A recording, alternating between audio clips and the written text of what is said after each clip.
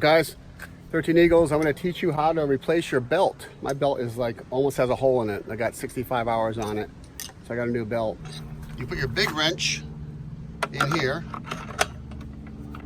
That's an eccentric bolt. See how it loosens and tightens the belt? And the one you got to loosen over here is it's actually hard to get at, but you got to use the ball end. This one right here. Where is it? Right there. So you can see the wrench on there.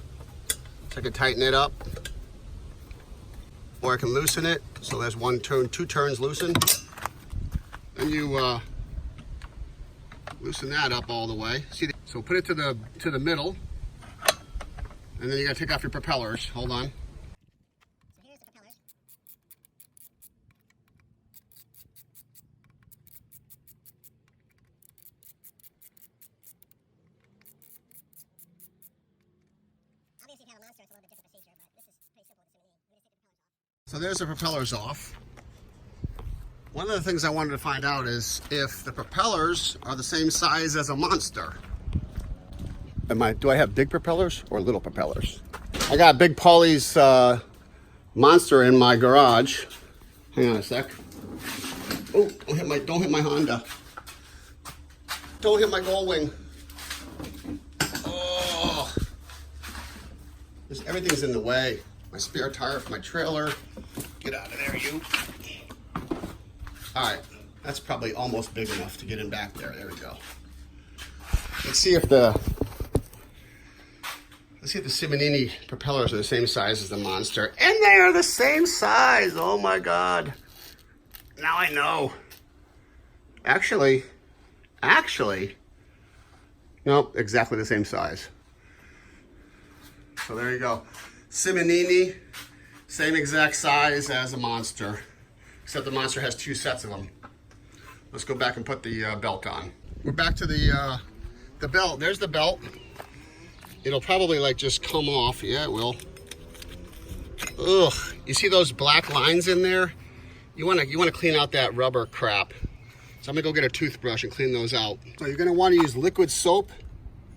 Make sure it doesn't have any lotion in it or any like what do you call it? Like emollients or stuff that'll soften your hands. Don't just use regular old-fashioned liquid soap.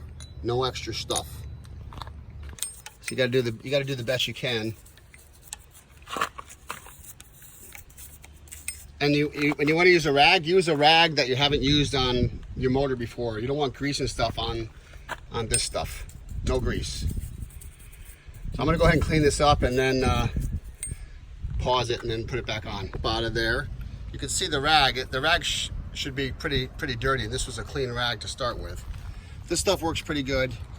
You get it at the dollar store. LA's totally awesome. It's good. It's kind of like a degreaser and cleaner. So make sure that thing's nice and dry. You can see there's still some in there. So I'm gonna dry that out.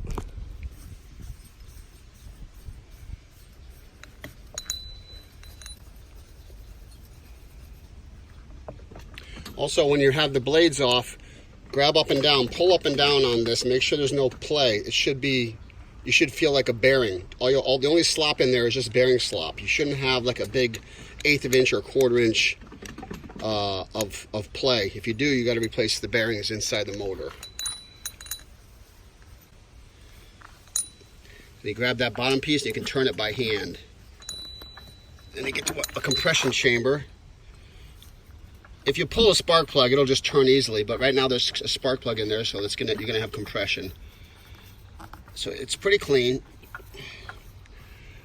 Once you start it up with the belt attached, you're gonna probably wanna run it for like maybe a couple minutes. If you hear chirping, your belt's too loose. So shut it off immediately, tighten your belt just a little bit, and then turn it back on again. You should pull it. When you pull it, you maybe hear one chirp, maybe two, and that's it. And it goes away immediately. This is the newer model, has more ribs. So you basically stick it on there. Make sure it is lined up with the first and the last rib are hanging off of the guides, the slots.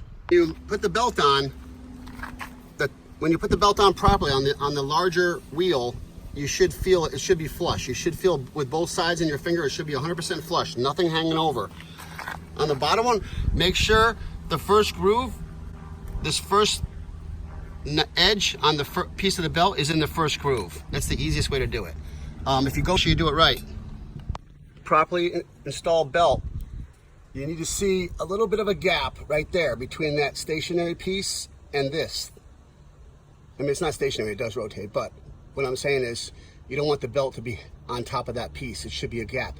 You should be able to put your fingernail in there easily between the belt and that silver piece. And then out here, the belt should not be sticking out past this. All right, and then when you tighten your belt up, flex it like this, you should get about a quarter inch of play, and it should get really hard to do it after that. Don't bother squeezing it this way. That doesn't tell you nothing. You want to squeeze the belt like this, looking about a quarter inch.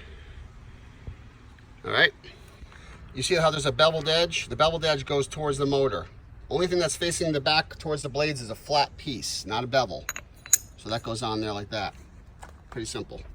You got your propeller back on. Don't forget this piece. The bevel goes out now. Before it went in, flat piece towards the propeller. Now it goes beveled edge out, flat piece towards the propeller. So what you do is put a screw in this baby, and then line up a screw hole. Just like you put it together. If you put your first one together, that's how you do it. Just turn your propeller until you find a hole, and you're good to go. And mount the rest of the other ones. Hey guys, 13 Eagles. So anyways, I got the new belt on, and I was going to start it up. And if you hear any chirping, that means the belt's a little too loose. If you hear a lot of chirping, the belt's really loose. But if you hear one chirp, you're probably okay. The more chirping, the more loose, the more the belt wear and tear. So let's listen. Watch this really carefully and listen for chirps.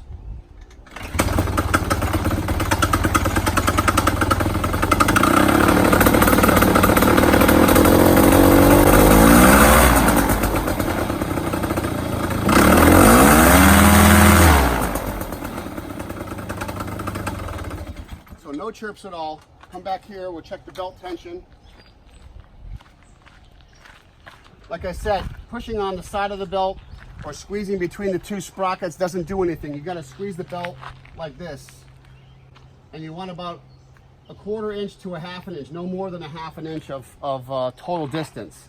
And I wanna show you one thing. I checked this, my old belt, that was my 100th flight. This happened on my 100th flight. I'm gonna turn it inside out. I checked the belt the night before I flew, and it felt like it was getting smoother. It wasn't damaged at all. It was just felt smoother, like the ridges were going away. And now look at this. This is after 1/2 an hour flight. So it's definitely not safe. So yeah, I think Captain Kurt says to put your belt on after 50 hours. I waited till about 60, 65, 66 hours. So it's just scary because that was one flight, 35-minute flight, and it went from just a little bit of smoothness to like almost having holes in it. So keep an eye on your stuff, guys. If you feel the inside of that belt and it feels like it's getting smoother, just replace it, all right?